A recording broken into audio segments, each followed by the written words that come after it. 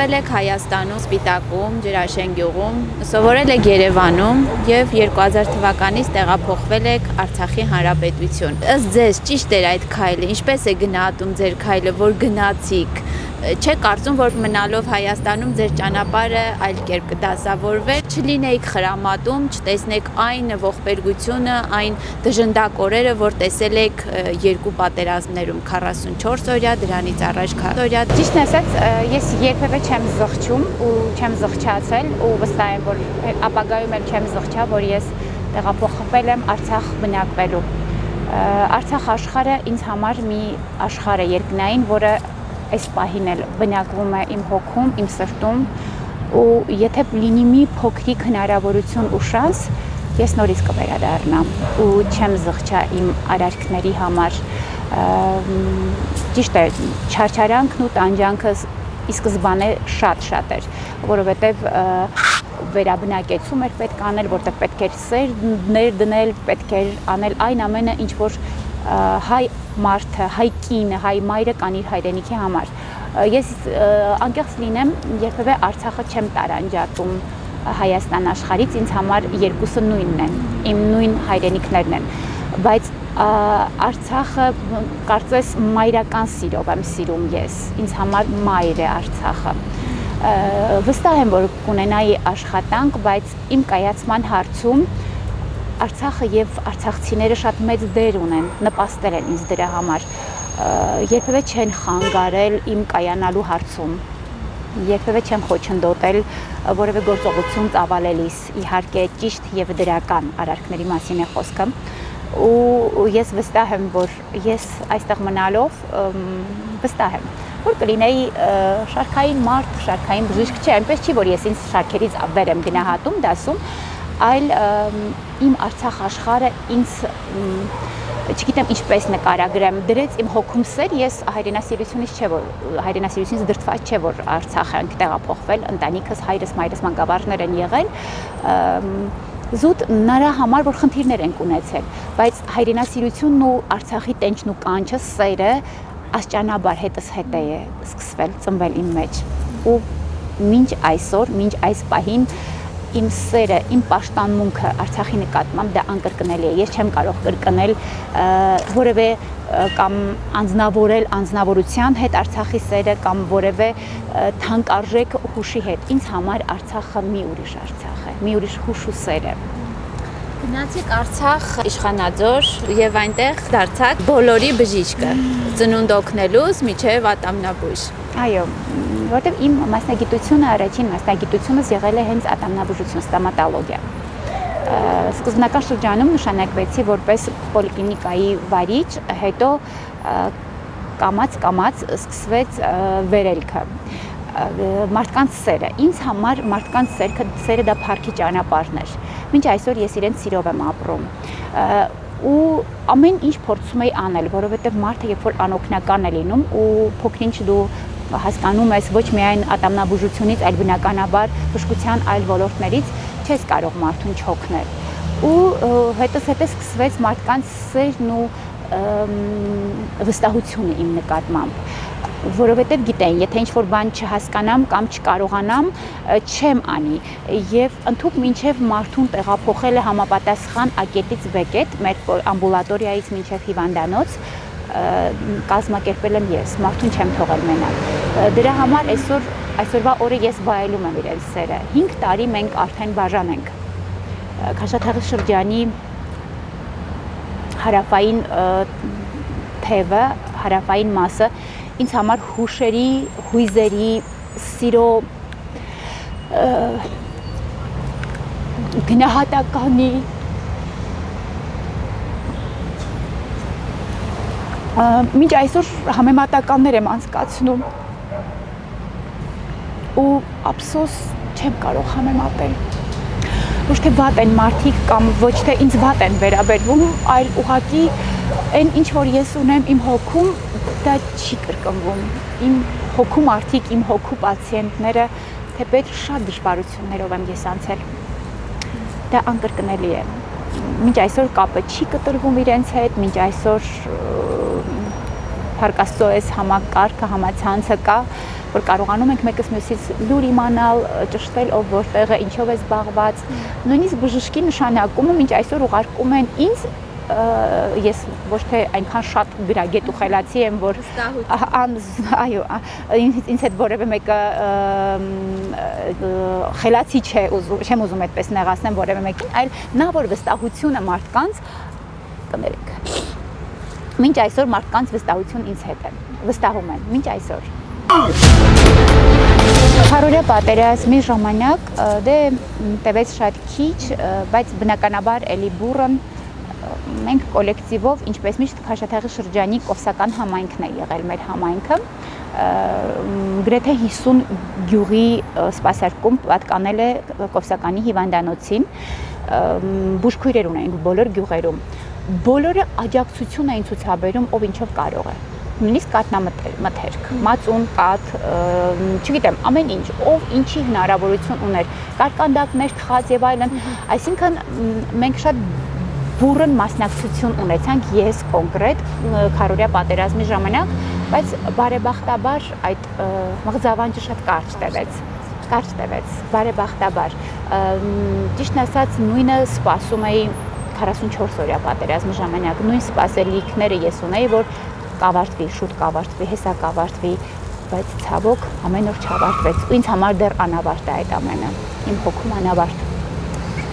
Ինչ էիք անում 2020 թվականի սեպտեմբերի 27-ին եւ ինչպես լուրը ձեզ հասավ։ Ճիշտն ասած ամուսինս սպա է, դե գիտենք որ կա բավականին կուտակումներ, կա վերջապես սպասելի էր դա, բայց ավարտը չէր սպասելի։ Կիրակի օր էր, հիշում եմ, միշտ պատմում եմ այս մասին, լոլիկ էի ուզում պահածոյացնեի, երբ ամուսինս զանգեց, ասեց, որ սկսվեց, դե մենք էլ էինք լսում, մենք ջրականից շատ մոտիկ ենք, հա, ճիշտն ասած սահմանը մեզնից այդքան էլ հեռավորության մեջ չի գտնվում, հեռավորության վրա չէր գտնվում, դե լսում էինք, բայց ինձ համար դա ոչ սարսափ էր, ոչ տագնապ էր, ոչ վախ էր, այսինքն ես արագացնում էի պահածոյացնել ձմեռվա համար լոլիկը, որ կազմակերպեմ, սկսեմ իմ գործողությունները, բայց դժբախտաբար այնպես չէր, ես ինչ որ մտածում էի, այդպես եղավ, ամեն օր օրի վրա թեժանում էր կրակը, օրը օրի վրա ավելի բարդանում էր ամեն ինչ, չէինք կարող հավատալ, որ պետք է ունենանք այնինչ ունեցանք հիմա, որովհետև մեր ազգը, մեր երեխաները, մեր մանկահասակ, մեր երիտասարդ այն ծիլերը պայքարում էին ամեն օր ու մենք դա տեսնում ենք մեր աչքերով, երբ արդեն սկսվեց ծավալուն կռիվը։ Իրենք պայքարում էին ձեզ համար, դուք պայքարում էիք այդ մատղաշ երեխաների կյանքի համար։ Ամեն անգամ ես վերարտադրելուց ու վերապրելուց նորից այնպես չի, որ չեմ վերարտադրում, մոռանում եմ, բայց վերարտադրելը ամեն օր օրի վրա ավելի է հոգսը, վիշտը, ցավը խորացնում։ Երբեմն մարդիկ ասում են ժամանակն է բուժում ամեն ինչ, ճիշտն ասած ինձ մոտ ճիշտ հակառակն է այս դեպքում։ Այս դեպքը այն դեպքն է, որ ամեն օր ժամանակը թարմացնում ու արթնացնում է այն ամենը, ինչ մենք ունեցել ենք, ինչով ապրել ենք ու ինչով այս պահին ես ապրում եմ։ Ճիշտն ասած, այդ ժամանակահատվածում մի գերբնական ուժ էր ծնվել բոլորիս մեջ։ Ես չեմ կարող մշտապես մինչ այսօր, երբ ես գնում եմ Մուրացյանի զինվորական հոսպիտալ, ես պաշտում եմ այդ վայրը, որովհետև Մուրացյանի զինհոսպիտալի բուժանձնակազմը ինձ համար հարազատ դեմքեր են, ովքեր ինձ համար դարձել են հարազատներ, ում համար ես դարձել եմ հարազատներ, շատ լավ եմ ինձ զգում այնտեղ, պատկերացրեք պատրվակ եմ փնտրում, որ որպես զինվորականի ընտանիքի անդամ հետազոտություններս այնտեղ եմ անցնում, որոշակի, եթե խնդիրներ ունեմ, պատրվակ եմ փնտրում, որ ես Մուրացյանի զինհոսպիտալ գնամ կամ կանազ գնամ, բայց Մուրացյանը ավելի հարազատ է, որովհետև այնտեղ կան հարազատ դեմքեր,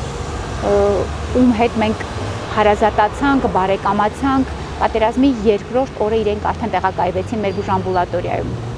Բավականին դժվար էր, երբ որ ես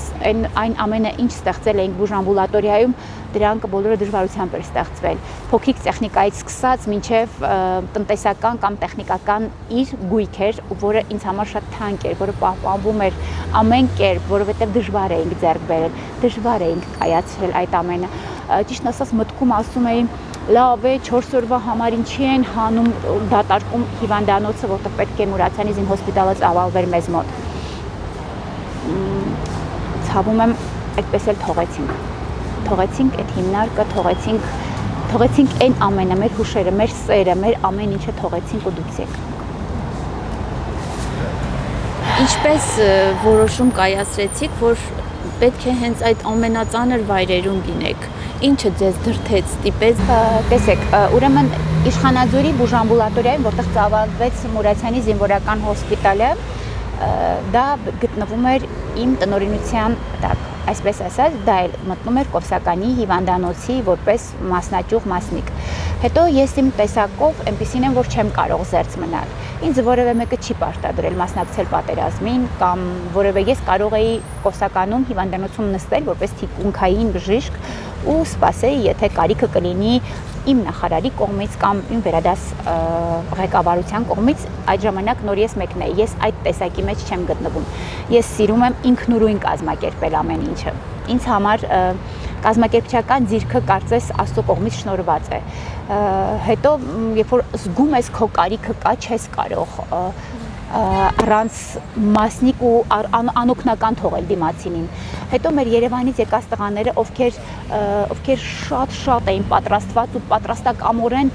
գնում էին այն տարածքներ, որտեղ նույնիսկ իրենք չգիտեին ուր են գնում։ Ես հիացած եմ այդ տղաներով, այսօր իրենց միշտ հանդիպում եմ Մուրացյանի զինհոսպիտալում։ Ես նման պատրաստակամ երիտասարդների մեր հայրենիքում ճիշտ ասած պատկերացրել եմ, բայց անձամբ ինքս չեմ շփվել։ Կար ժամանակահատված, երբ որ կարիքը կար իմ գնալու, ինչի համար, որովհետև վտանգը ավելի մեծ էր։ Ես դարձել էի անվախ, դարձել էի, չգիտեմ, խիզախ, չգիտեմ, ոչ թե չէի գիտակցում, ինչ կարող էին սպասվել, այլ մտածում էի, որ փրկության մի փոքրիկ նշույլ կա զինվորի նկատմամբ, վիրավորի նկատմամբ, որ ես կկարողանայի փրկել այդ երեխաներին ու ստացվում էր դա։ Հիշում եմ մի օր մեկնել էի Գորիս շտապօգնության մեքենայով, որ պետք է արյան պլազմա եւ արյուն բերեինք, որովհետեւ շատ ծանր վիրահատություններ էր ընթանում բուժամբուլատորիայում, որը դուք էիք վարում շտապը։ Այո, ես էի վարում ու այդ համայնքը, այսպես ասած, որտեղ մարդիկ ճանաչում են, կոչվում էր Կուբատլուի շրջան, Որոտանի կողմով շրջպտտվեցի, որ պետք է գամ, սկսվեց ճանապարհը ռմբակոծվել, որտեղ Որոտանում մենք ունեինք բնականաբար զինվորներ, ունեինք այնտեղ տեխնիկա, զենք եւ այլն, բնականաբար թիրախավորված էր նրա համար, որ պետք է վերանա կամ ոչնչանա։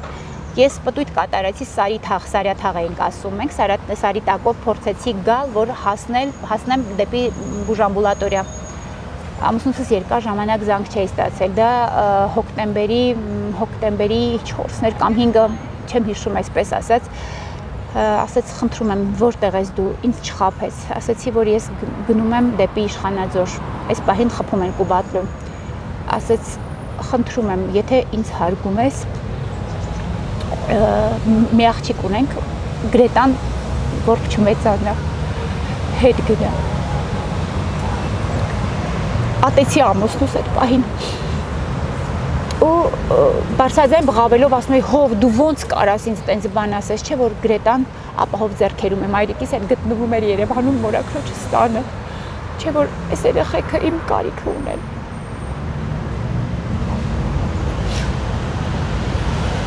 Դուք Գորիսից ինչ-որ բան էիք, չէ՞ բերում։ Այո։ Արյուն եւ պլազմա։ Եվ ամենակարևորը, որ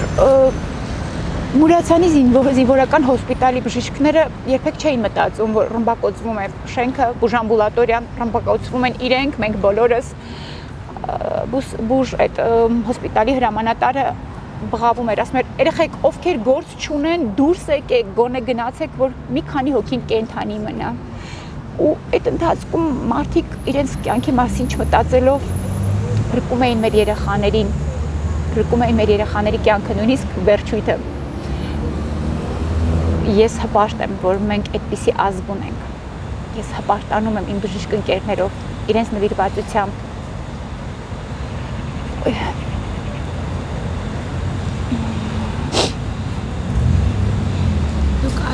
Պլազման բերեցիք, հասցրեցիք Իշխանաձոր եւ եւս մեկ զինվորի կյանք փրկեցիք։ Այո, աշխատանքը թիմային էր։ Ես կարծես բժիշկ չէի։ Ես կարծես ինձ այդպես էին ճանաչում, ասում են այն սկորու շոֆեր աղջիկ։ Այդպես էին ճանաչում երեխաները ինձ, ես դրանից չէի նեղվում,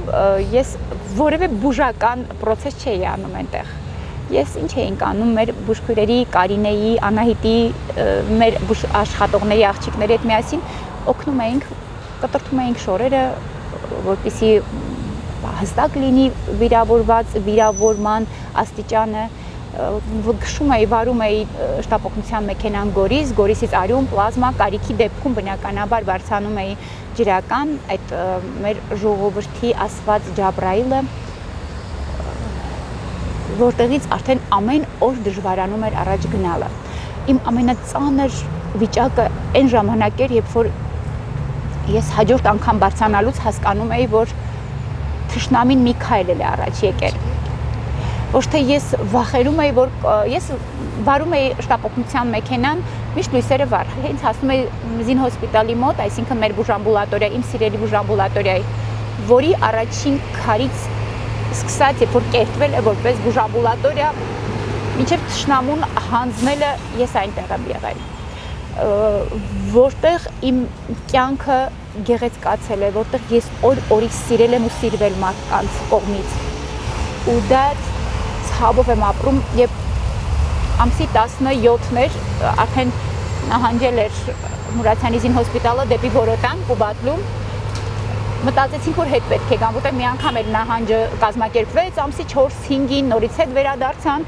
ու ամեն րոպե սպասում էինք հրադադարի եւ զինադադարի։ Ամսի 10-ի գիշերը, 9-ի լույս 10-ի գիշերը ունեցանք այդ օրը, որ պետք է զինադադար լինի։ Մեր Զին հոսպիտալի հրամանատարի ծննդյան օրն էր։ Ես չվրիպեցի, գնացի Գորիս, պատվիրեցի խմորեղեն տորտ եւ այն լոզունգ բառը, որ ատում եմ հիմա, հաղթելու ենք վրան գրեցի։ Ու Մարատիչ հարցեց, ասես Լուսնյակ, ուր ես գնում, ասի, նայ Մարատիչ,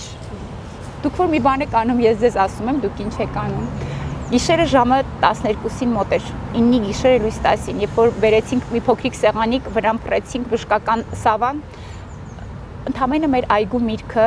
իմ պատրաստված մաճառ էր, դեռ գինի չէր դարձել, այդ մաճառը ու խմորեղենը տորտը դրեցինք սեղանի վրա, որ արդեն պետք է Դանիել Մարատիչին կանչենք, ու այդ պահին սկսվեց ծանր հոսքը։ Դա արդեն 50-70 սահմանապա զորքերին էին սկսել ռմբակոծելը։ Մինչև լուսաբաց այն տղաները, ում ես ճանաչում եմ որպես անձնավորություն, որպես ուժեղ մարդ, որպես ուժեղ թիկունք ու սպա, իրենք շատերը իրենց կորցրած արյան մեջ թաթախված միայն բղավում էին։ Երբ շատ էի տանջվում, որ հիշում ես ինձ, մի հատ ասա ինձ հիշում ես, ցավոք ես իրանց բոլորին հիշում եմ, բայց այս պահին այնքան լարված եմ, որ ոչ մեկի անունը չեմ կարող հիշել։ Գրկում էի իրանց, ասում էի ճանաչում ես ինձ, չէին ճանաչում։ Այդ ցնցումներից ու այդ խելակորույս վիճակից մի կերպ մի քանի ժամ հետո աչքերը բացում լույս դու ես, որովհետև ես այսպես ասած բոլորի լույսն եմ եղել։ Ես երբեք չեմ նեղացել, որ իմ պացիենտը գոռացել է իմ պատուհանի տակ լուսո կամ լուսինե կամ չեմ պարտադրել։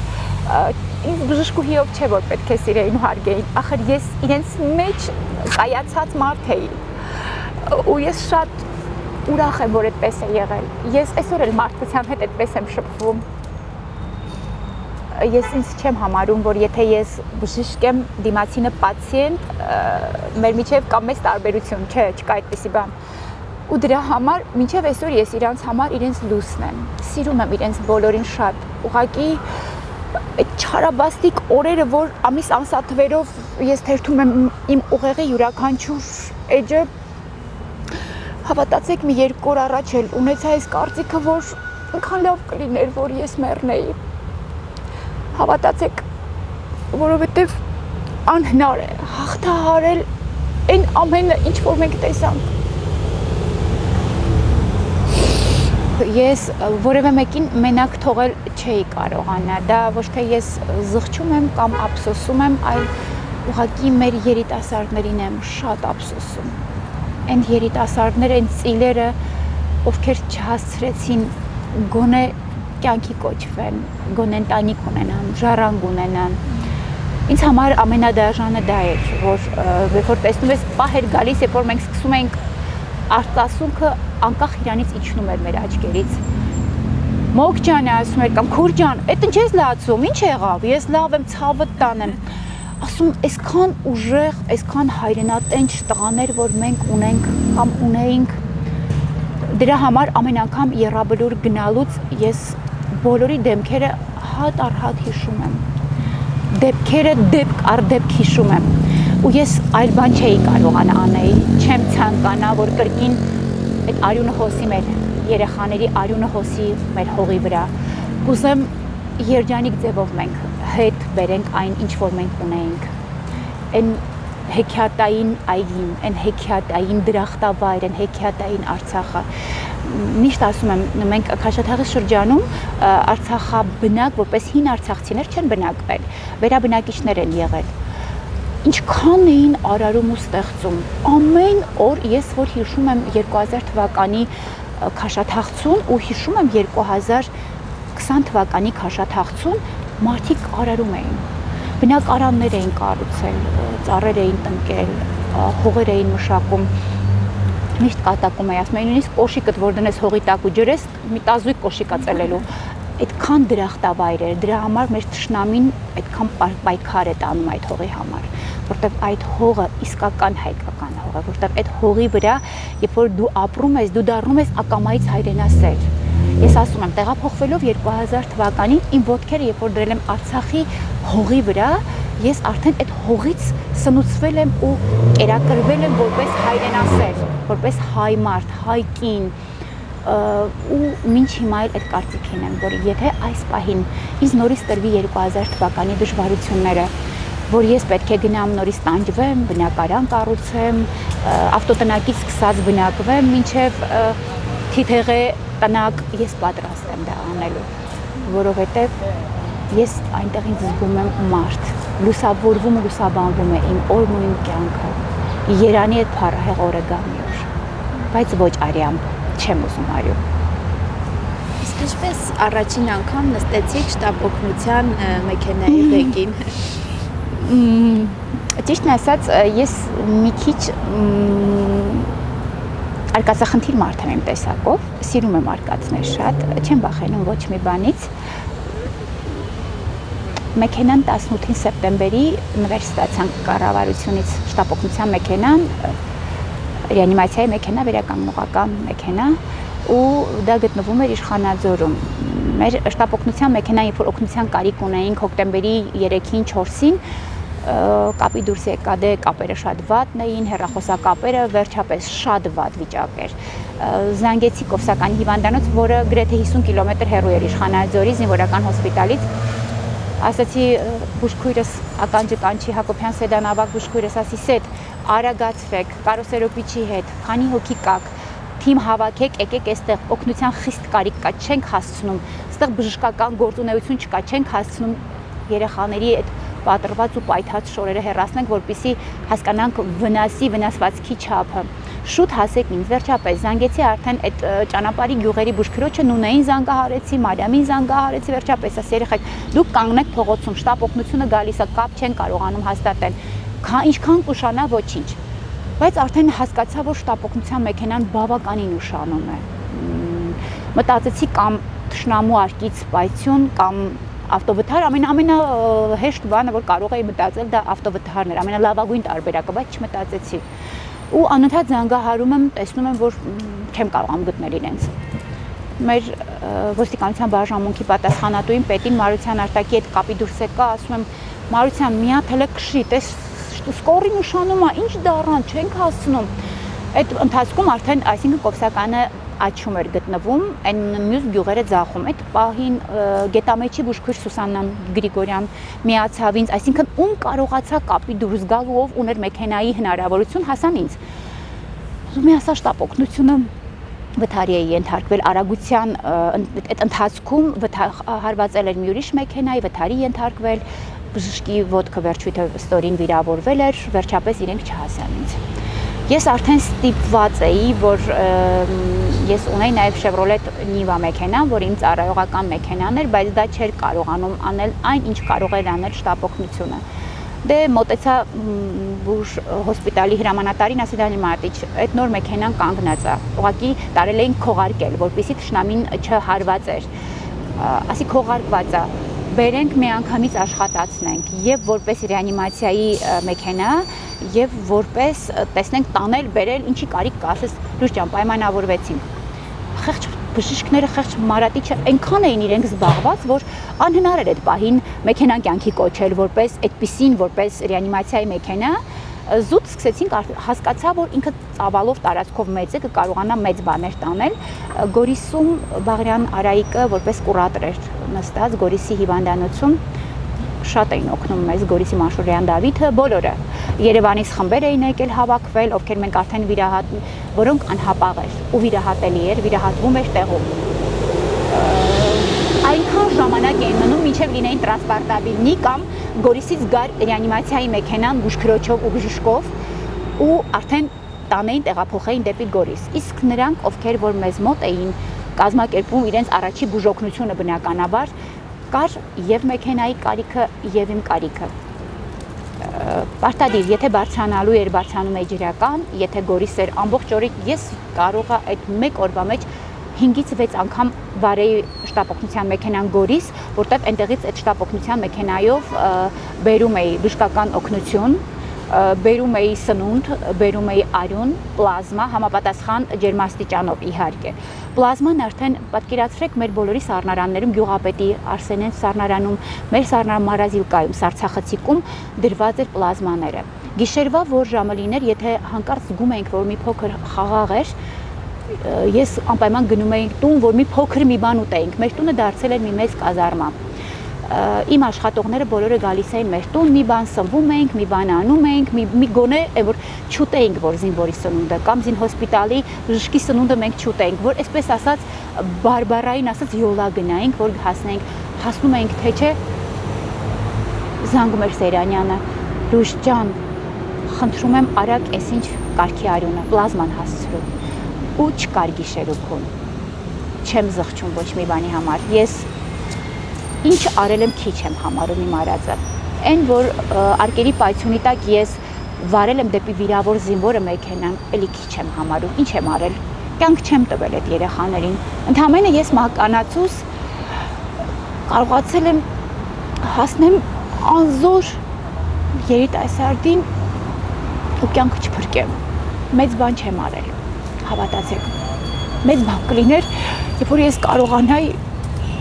մեր երիտասարդների կյանքը փրկել,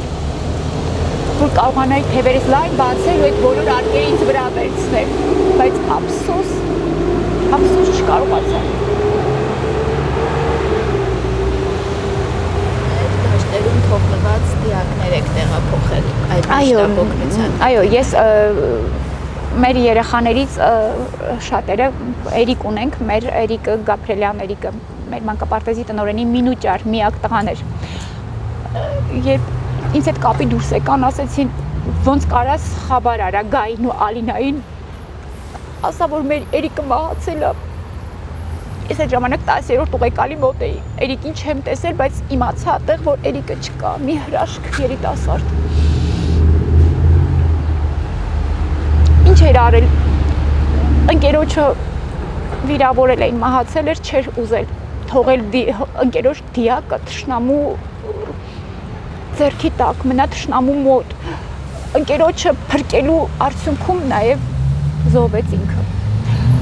Հայրը զանգեց, դե գիտեին, որ ամբողջ պատերազմի վիճակագրությունը չասեմ, բայց կեսից ավելի վիճակագրությունը տիրապետում էի, որտեղ ինչ կար, ինչ էր լինում, այսինքն ոչ թե քաղաքական կամ զինվորական առումով, այլ առողջական, բուժական առումով, որտեղ առաջինը կապնվում էին ինձ հետ։ Եթե նա կապի մեջ չէր, ես Գորիսում էի այդ պահին մի կերպ կարողանում էի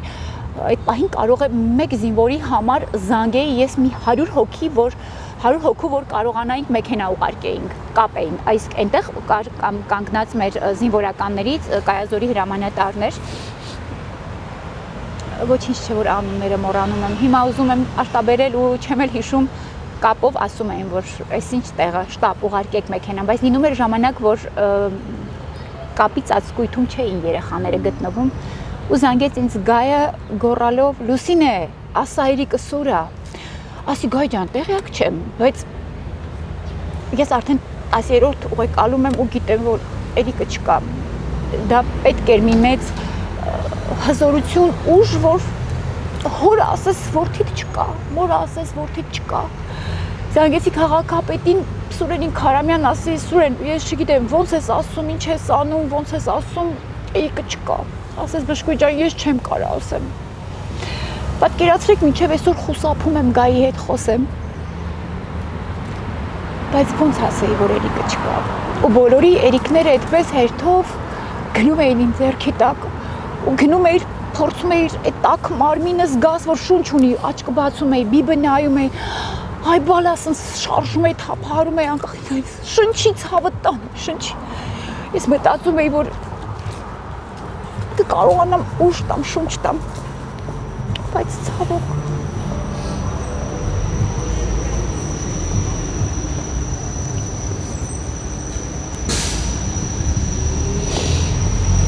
վերքեր կան, որոնք չես պիանում, անդադ արնահոսում են։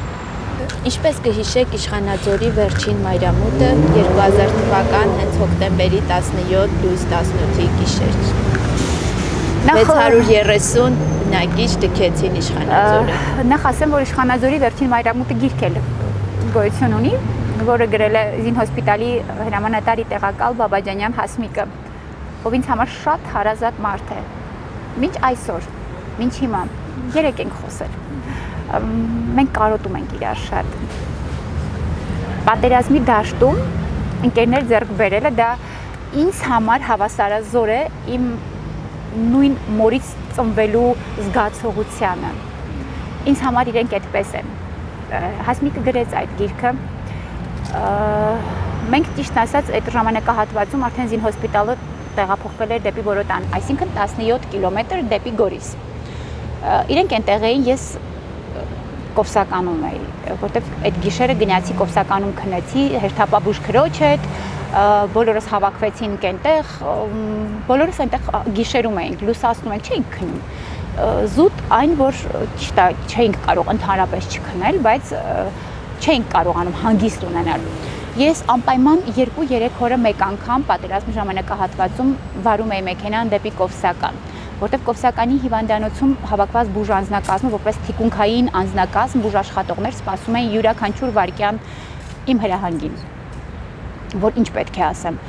անկեղծ ասած երբեք չեմ արտասվել։ Ես հիմա կարծում եմ նյարդերի եւ հույզերի տեղիքներ են տալիս ինձ մոտ ու եթե կարիք լինի էլի, որ ես ուժեղանամ, վստահ եմ, որ ուժեղանամ, ուղղակի հիմա հույզերը հաղթում են, ես չեմ կարող հաղթահարել։ Երբ գնում էի ջղայնանում, ասում ինչ եք պանիկա անում, ձեր Կովսականին ինչ ա եղել։ Կռիվա էսա կդադարի, ինչ եք ուզում, ինչ եք խառնվել իրար, հանգիստ ապրեք տեղներդ։ Եվ ընդ որում ոչ մեկին չէի թողնում լքել հիվանդանոցը։ Ով թուլանում էր, տկարանում էր ու ասում էր բանը Մշկուի ջան կամ Բրեժնևնա ջան, կարամ գնամ մի հատ, ասում էի գնաս էլ հետ չես գա։ Այս մարդկանց բոլորին այսպես ձգած պինդ պահում էի ու հարցնում էի, ասում էի, իսկ եթե ես զանգեմ ու քեզ ասեմ մի զինվոր կա, որ դու իրան պետքա գոնե ջուր տաս ու դու ստեղ չլինես, ինչ ես անելու։ Եվ իրենք էլ պատրաստակամորեն սպասում էին իմ հրահանգին։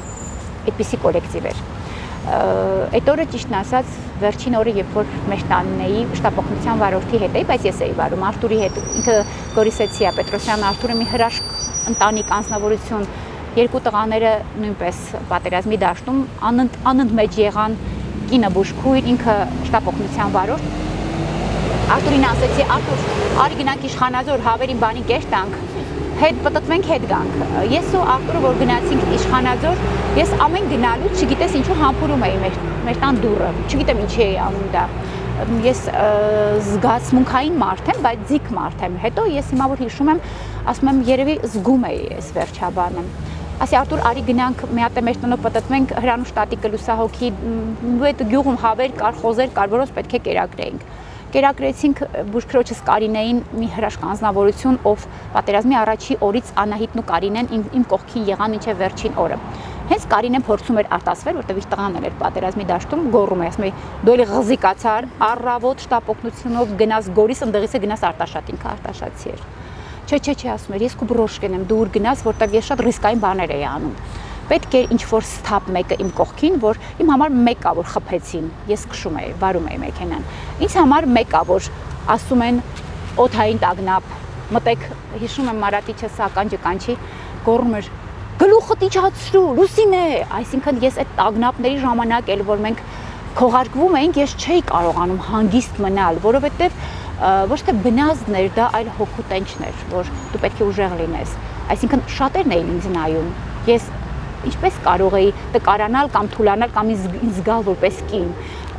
Պատերազմի դաշտում կին եւ տղամարդ չկա։ Պատերազմի դաշտում բոլորս հավասար ենք։ Օրենքները ինձ համար հավասար են պատերազմի դաշտում, որովհետեւ ես 3 պատերազմ փոքր քիչ ժամանակով եւ մեծ ժամանակահատվածով անցած մարդ եմ, որ ինձ համար հավասարազոր են։ Կին եւ տղամարդ լինելը, եթե դու այդ դաշտում ես, ուրեմն նույնն ես։ Հետո այդ օրը կերակրեցինք հավերին, ես հասկացա, որ դա հայկական մեքենաներ չեն, մութ էր արդեն, պիկապների ձայներ էր, ճիշտն ասած իմ լսողություն մի քիչ լավ էր, ասեմ անցյալով, հիմա կարծում եմ ոչ մի լավ բան չի մնացել։ Ես երբ որ մեր իշխանաձորում դպրոցի մոտից մեքենան իջնում էր, ես գիտեի իմ հետևից են գալիս, հիվանդա պացիենտա զգում էի եւ կանխազգում էի, հոգիս ինձ ասում էր, որ դա հիվանդի մեքենա է կամ դա ինձ պետք է գա կանչի, ու մամայիս ասում էի կամ ամուսնուս, տեսար որ իմ հետևից են գալիս, ես սպասում էի դրան։ Մեր դպրոցի այդ բակով չէր իջնում այդ պիկապները, իջնում էր կողքի մեծ փողոցով։ Մեր բնակարանից շատ պարզ այդ ճանապարհը երևում է, իմ դրախտ բնակարանը, որ ես իմ հուշերում իմ կյանքի ամենաթանկ ու կարևոր տաքուկ անկյունն է եղել, որին որևէ վայր չի կարող փոխարինել։ Հիմա երբ որ ես նայում եմ մարդիկ շքեղության են ձգտում, լավ տուն, լավ մեքենա, լավ, ինձ համար այդ բոլորը նույնն է, որովհետև ես ունեցել եմ կյանքում իմ ստեղծած ամենալավը եւ կորցրել եմ նա։ Այսինքն ունենալուց մինչև կորուստը ընդամենը մի քանի օրվա հարց է։ Պետք է ունենալ միայն հայրենիք, պատիվ, արժանապատվություն։ Ինձ համար կարևոր կետերն են դրանք։ Անդրադառնամ բուն թեմային, Արտուրին ասի, Արտուր Գորիսեցիա, տեսնում ես այդ մաշինները վեր քշանում են, ասեց, հա, դոկտոր, այդ հուվա, ասի, այդ տղա թուրքերն են երևի։ Հա, դոկտոր, զգացի, որ Արտուրը ամեն դեպքում 50 նանց մարդ էր, ինքը լարվեց։ Արա Արտուր ասի կատա կարեցի, այդ տղա վախդ բռնեցի, նստի ավտոն։ Նստեցինք մեքենան, ես չգիտեմ այդ բառը հայերեն, միշտ հաղորդումների ժամանակ ասում եմ ու չեմ փորձում գտնել դրա հայերեն տարբերակը, թարգմանությունը, զարիժատ արեցի եւ ավտոմատը կողքից դրած եւ հրացանը լիցքավորեցի ու մտածեցի, որ կարող է մեզ հետ ամեն ինչ լինել։ Ավտոմատը միշտ ձեզ հետ։ Այո, դե ցավոք ուղղակի մենք չկարողացանք անցկացնել պոստերը, այդպես թողեցինք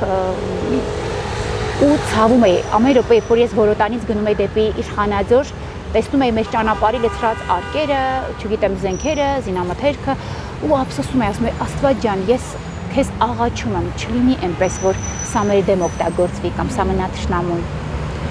Չեմ տիրապետում ռազմավարական գործողությունները, բայց կարծում եմ հենց այդպես էլ եղավ։ Ու մենք մինչև հասնում էինք Կովսական, մի կերպ դուրս եկանք Իշխանաձորից, այդ դպրոցի երկրորդ կողքի նեղ ճանապարհով, ես վարեցի մեքենան շտապօգնությամբ, գնացինք դեպի Կովսական։ Դեռ Պարսիկի կամուրջ էինք ասում, Պարսիկի ճանապարհ, որ այդտեղ լցվում էր Արաքսի ջուրը, այդտեղ պարսիկները սարքել էին մեծ ջրամբար։ Այդ Պարսիկի ճանապարհի վրա մերոնցից մեր տղաներից մեկը զանգեց, ասեց՝ «Լուսնյակ, ինչ կա»։ Ասի արա բան չկա, Իշխանաձորի մեջ են բաները, պիկապները, թուրքերը, ասես հանգիստ, առավոտ շուտ բարի լուսա լինելու, ամսի 18-ին, 17-ի գիշերվա մասին են պատմում։ Ասում եմ, իսկականից, բա ասում են նահանջ է, այ լուս ինչ նահանջ, հիմա պես առավոտ ինչ է լինելու։ Ես ուրեմն այդտեղից միացրեցի բարձր իմ հեռախոսի երաժշտությունը, դե բնականաբար հայրենասիրական, գոռալով, երգելով, ուրեմն Արտուր այդ տղա, հետս երգի, այս Արտուրը ուրախությունից զգում է, ես որքան եմ երջանիկ։ Հասցրեցի այդ արանքում ճանապարհին, որ ուշացել եմ, տեսա հաղորդագրություններ եկան, կանգնեմ, Աղաձորի մոտ զանգեմ, ասի Էմա, ասեմ ձեզ Սվետ, Էմա, բարի բայլուս ենք ունենալու, պրծեք շուտ արեք։ Այդ ընթացքում էլ Կարինեին խնդրեցի, զանգեցի Հրանուշտատիկին, խնդրեցինք 2 հավ կարանք, մորթենք, տանենք ուտենք։ Տարանք այդ հավերը էփեցինք, մինչև լուսաբաց երգեցինք, այդ հավերը կերանք, որ բարի լույսա բացվելու։ Բարի լույսը բացվեց, Թուֆինկյանի Մարոն, Գոռը, Նովան, վերջը օգնություն էին բերել սնունդ։ Ու մտածում ենք, որ արդեն Կովսականի հիվանդանոցը պետք է ծառայի որպես թիկունքային, սնունդ ապահովող եւ այլն, փորձում ենք այնտեղ կուտակել ամեն ինչ։ Եվ կուտակվում էր, բերում էին ամեն ինչ, մեր ազգը, մեր ժողովուրդը հավաքում էր երևի ամենամինիմումից մինչև ամենամաքսիմումը։ Մեր պատշգամբի տակ, որտեղ չկար լցնելու, լցված էր երևի ճիշտ է օգտագործված, բայց իմ ազգի հավաքածներ դա։ Չգիտեմ, հազարավոր ու միլիոնավոր սավաններ ու ադյալներ։ Ուղղակի ցավում եմ, որ դրանք էր վատ նպատակով օգտագործվեց, երբ մեքենան պայթել էր Իշխանաձորի մոտ, խփել էր անոդաչու սարքը, երեխաները այրվել էին, լուսահոգի Ֆրունզիկ պապիկը չէր թողում ես մոտենում էի։ Սարգսյան ասեց, մեղք ես հեռու գնա։ Իրոք այդ մարդը պատերազմից հետո 1 տարի անգամ չապրեց։ Ես հասցնում էի այդ սավանները, այդ սպիտակեղենը Ֆրունզիկ պապիկը փաթաթում էր մեր երեխաներին ու այդ ամենը արվում էր բնակչի կողմից, սպայի կողմից, բժշկի կողմից, բուժքրոր քարացել էինք բոլորս։ 18-ից առաջ, այո, անոդաչու սարքը հարվածել էր հենց զինվորական մեքենային 15 թե 16 երեխա մեջը այրվել էր, ինչքան գիտեմ մեկն էր փրկվել։ Այդ ժամանակ, երբ որ դու հասկանում ես, որ այնտեղ կա մարդ, ով ինքը սպասարկում է այդ վիճակը տնօրինում է, դու թողնում ես հեռանում, այսինքն գնում ես մի այնպիսի կետ, որտեղ կա ավելի ուրիշ կարիք, այսինքն հերթականություն չկար, ով ինչ պետք է անի։ Ու այդ ժամանակ, երբ Թուֆինկյան բարեգործական հիմնադրամը իր աջակցությունով, ինչպես միշտ Իշխանաձորի բուժամբուլատորիան իրենք էին կառուցել 0-ից, եկել էր Կովսական, որ տեսներ ինչ է առաջարկում, վազքով բուժքույրերիցս մեկի տղան եկավ, թե բժշկուհի ջան, բժշկուհի շուտ արա զանգի Մովսիսյան Քերոպին, մեր MÇS-ի պետն է եղել, Քաշաթաղի շրջանի։ Նարեկ ինչ կա, ջղայնացած, ես անկեղծ ասած չէի ուզում ոչ մեկից լսել վատ բան։ Ամուսինս որ կփորձեր գոնե ինձ մի ճիշտ բառ ասել վիճակի մասին, օй, ասում էի, հով ինչ վատատես ես, չեմ ուզում լսեմ ես դա։ Ես չգիտեմ այդքան լավատեսություն որտեղից էր իմ մեջ լցվել։ Վաղվա օրվա հավատներ, Աստծո հավատքներ։ Ճիշտ է, տեսնում էի ամեն զարուրելի, ամեն մի ողբերգական դեպք, բայց դրա մեջից ես դուրս էի գալիս լավ սպասումով։ Նույնիսկ դրանից առաջ բուժքրոջս հետ ամսի 8-ներ կամ 7-ը լվանում էինք արյունոտ պատգարակները ու ասում էի, անո, ես վստահ եմ, այն մի բուժքույրը Կարինեն այնքան գործիքներ էր լցվում արյունոտ, որ անհնար էր հասցնել։ Անտրտունջ բոլորը լվանում էր այդ գործիքները Կարինեն մյուս աղջիկների հետ։ Մենք հատակն էինք մաքրում, կոյուղին էինք մաքրում, այսինքն մենք չէինք մտածում, որ գիտես ինչ հիվանդանոցի տնօրեն մարդ եմ, ես պետք է սանհանգույցը չմաքրեմ, չկար այդպիսի բան։ Առավոտ վեր էինք կենում, սենց բոլորս իրար նայելով, կարոտ հայացքով, որ երանի այսօր վատ բան չլսենք, բայց չէինք հանձնվում։ Լավ լուրերն էինք միայն իրար ասում, բոլորս ասում էինք իրար լավ լուրերը, որ լավ բան ա լինելու։ Այո, պահում էինք վատը մեր մեջ, որ դա մնար։ Ու այդ օր արդեն այն օրն էր, որ մենք պետք է լքեինք Կովսականը։ Դուք փաստորեն վերջինն եք դուրս եկել այդպես կարելի ասել։ Խուդաֆերինի կամուրջը անցել էր արդեն թուրքը, երբ որ մեր տղաներից, ովքեր մեղրի սահմանագծում էին արդեն, սահմանապահ զորքերից, զանգեցին, ասեցին խիղճ ունես դուրս արի, այ աղջիկ, Խուդաֆերինը անցել է թուրքը, ասի չեմ լքելու։ Ծնկի եկա հիվանդանոցի շեմի առջև Կարինեն հետս էր բուժքույրը Սպիրոևան, ինձ խնդրում էր, որ լույս վեր կաց տեղիցդ։ Լույս աղաչում եմ, ասում էի, Կարին, ես չեմ կարա թողնեմ, այս հիվանդանոցը թողգանից տեղ սպանեն։ Երբ որ Կարինեն փորձում էր ինձ սթափեցնել, աղջկաս անունն էր տալիս, բայց ես դրանով էլ չէի սթափվում, ճիշտն ասած, ասում էի,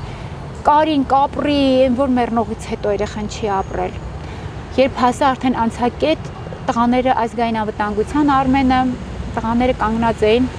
ասի տղերք ով կա ներսում, ասին բժշկուհի ջան, մարդ չկա։ Ասի ճիշտ եք ասում, ասես հա, հավատա դու վերջի մարդն ես, որ դուրս ես եկել Կովսականը։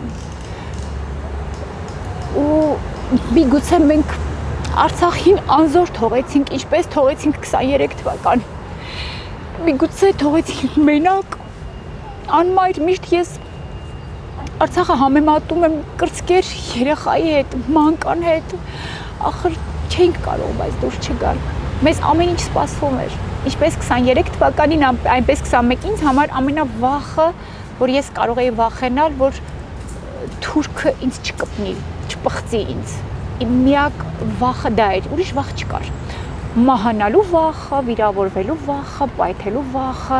դրանք բոլորը ինձ համար սովորական գաղափարներ էին։ Երբ որ ինձ ուզում էին սթափեցնել, ասում են դու պատկերացնում ես, որ թուրքերը քեզ տանեն։ Ես միայն դրանից էի սթափվում։ Ու հետաքրքիր զավեշտալի մի առեղծված էր իմ հետ պատերազմի, ինձ հետ պատերազմի 44 օրյա ժամանակ 20 թվականի լինում։ Մի փոքրիկ կատվի ձակ դա հենց հայտնվում էր, ինձ հետ լինում էր շատ վատ բան։ Դա առեղծված է, թե առասպել է, թե չգիտեմ ինչ, բայց ես երազում թե Չէ, իրականում Լուսա հոգի մայրիկիս ծննդյան օրը ամսի 25-ին էր սեպտեմբերի։ Ես շատ էի սիրում խնջույքներ, հիմա ճիշտ հակառակը։ Սիրում էի ապարել, սիրում էի բոլորին հավաքել, բոլորի հետ ուրախանալ, բոլորին զվարճացնել, ու ինձ մոտ դա շատ լավ ստացվում էր։ Քանի որ ինձ համար իմ կոլեկտիվը եղել է, չասեմ երկրորդ, առաջին տուն, իմ առաջի տունն է եղել։ Միշտ ինչ մեր տանը լինում էր մի փոքրիկ առիթ, ես հրավիրում էի բոլորին։ Ունեինք շատ մեծ պատշգամբ, շատ մեծ։ Մենք խնջույքի մեր համար մի գեղեցիկ տեղ էր, վայր էր։ Ընկերուհիներս, Նազելի, Մարգոն շատ էին սիրում, երբ որ դնում էինք այդ մեծ դինամիկը միացնում էինք, այդ մեծ, չգիտեմ հայերեն անունը, դնում էինք երգեր, պարում էինք, ուրախանում էինք։ Մայրիկիս ծննդյան օրը հայտնվեց այդ փոքրիկ կատուն։ Մնացել էր պատերազմին ընդամենը 2 օր փաստորեն։ Ամուսնուս խնդրեցի, ասի, հով խնդրում եմ, այդ 25 օրը ճիշտ է լարվածություն կար, բայց ինքը մայրիկի ծննդի պաղով տուն էր եկել։ Մեր միասին էինք բնակվում։ Խնդրում եմ, ասես կատուն մի կտոր հացի երշիկի հետ տար թող միտեղ։ Վերջը հարևանս Կարուշ պապիկս տարավ։ Դրեց մի տոպրակի մեջ, ասի Կարուշ, այս մեծ երշիկը դիր ու տար այս կատվին կորցրու։ Ես ինչ որ ված գա ճիշտ է, ասում են կատուն Աստծո թաշկինակն է, միգուցե Աստված էր ուղարկել որպես լուր ինձ։ Տարավ այդ կատուն։ Եկավ արդեն մեր ծանրագույն օրերից մեկը հոկտեմբերի 4-ը, որ կրկին պատրաստվում ենք նահանջի, առնահեղություն, երեխեքից չենք կարողանում հավաքել թափված գետնին թափված այդ վիճակից, չենք կարողանում տիրապետել, մեծ գրուզավիկներով են բերում երեխեքին, պատկերացրեք այն վիճակն է, որ քաշում ենք, զգում ենք, որի պուլսը մի թեթև աշխատում է, զարկ կա, արագ դնում ենք գետնին ու սկսում ենք շորերը պատռել, որ արդեն ու երակ դնել, որ գոնե հեշտացնենք վիրաբույժների գործը։ Այդ ծանր օրերին այդ կատուն հայտնվեց իմ կողքին։ Ես զգացի, որ էլի վատ բան կա։ Ամսի 14-ին, որ ես գնացի Գորիսից պլազմա բերելու, այդ կատուն մեր բակ եկավ։ Նույն կատուն, նույն մոխրագույն կատուն։ Երբ որ արդեն Կովսականում նստած ծնկի իջած գոռալով լացում էի, ես տեսա այդ կատուն նորից իմ կողքին է։ Ես չգիտեմ սա ինչ առեղծված էր, բայց իմ կողքին չէի գժվել, չէի խելագարվել, վկա մարդիկ կան։ Ես անկախ ինձանից վերցեցի այդ կատվին ու շպրտեցի, բայց ոչ այնպես, որ ինքը ցավ ունենա։ Ասես անտերը եկավ Կարին, էլի վատ բան ունենք, սպասվող մեզ։ Ու դա վերջն էր։ Էլ չտեսա Կովսականում։ Երբ որ բժիշկներիցս մեկը անկախ ամեն ինչից, անկախ առանց ինձ տեղեկացնելու, բոլորին հանեցինք մենք, բոլորին չենք թողել ոչ մի մարդ, ում գիտեինք, ում տիրապետում էինք, ում գիտենք ներսում է անձնակազմը ամբողջովին ես զանգերով կապնվեցի, որ Գորիսում էին այդ ժամանակ Արսեն Թորոսյանն էր, առողջապահության նախարարը Հայաստանի Հանրապետությունում, իր աշխատենթականերից պարույրը, ով հանձնարարված էր, որ Գորիսում կապանում ամբողջ հյուրանոցները բաց սպասում էին մեր ժողովրդին, ես խնդրեցի Պարուրին ու մեր անձնակազմին տեղավորեցինք այնտեղ, որոշ մարդիկ մնացին սովխոզում, կապանում վերջապես։ Մեր Լալայանը որոշել էր, որ առանց մեզ ասելու, որովհետև 19-ի առավոտյան մինչև կեսօր կովսականցիները կարողացան մտնեին իրենց տները, գոնե վերցնել այն ամենաթանկը, իրենց գոնե զոհերի, իրենց հիշատակները, իրենց նկարները, որոշակի բաներ վերցնել։ Դուք գնացիք։ Ես չգնացի, ինչի համար, որովհետև ես մինչև Գորիսից հետ եկա, որ պետք է մտնեմ, արդեն ասեցին, որ բժշկուհի չգնաց, որովհետև իրենք գիտեին իմ բնավորությունը, որովհետև ես կարող եմ գնայի ու հետ չգայի։ Կամ ինչ որ բան անեի, որովհետև ես արկածախնդիր բաներ ճիշտ ասած միշտ շատ եմ սիրել։ Ու արդեն 19-ի երեկոյան Լալայանի հետ կապ չկա։ Տղան է բանից Լիոնից զանգում ինձ, զանգում ա մյուս տղան, աղջիկը եւ այլն, ասում երեխեք, ես Լալայանին հանել եմ ու տարել ենք հյուրանոց։ Լալայանը պետք է Երևան գնար։ Մեր Լալայան հերոսը որոշել էր հետ գնա իր տուն, ինչ որ ավելի կարևոր փաստաթուղթ անձնական իր է ունեցել վերցնելու։ Ես հայտնեցի, առաջարկեցի իմ պատրաստակամությունը կովսական գնալու։ Ասեցի մենակ ուղեկցող լինի, ես կգնամ։ Ու ինձ տանում էր ոչ միայն Լալայանի, որովհետև ես Լալայանի հետ աշխատել էի 15 տարի, 41 թվականին ծնված մեր Նիաթաբանը։